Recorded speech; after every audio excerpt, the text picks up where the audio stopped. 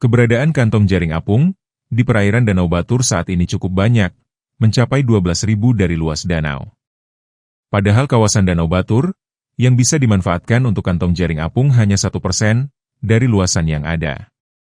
Kondisi ini memunculkan wacana akan dilakukan penataan kembali terhadap kantong jaring apung yang ada.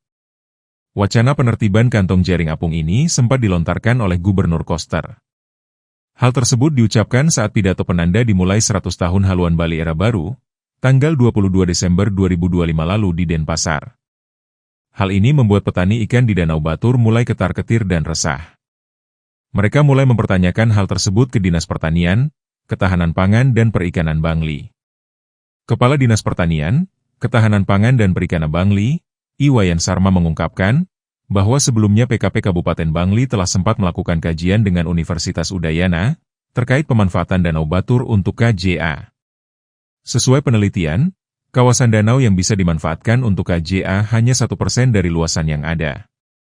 Sementara sampai saat ini, jumlah KJA yang ada telah mencapai 12.000 luasan.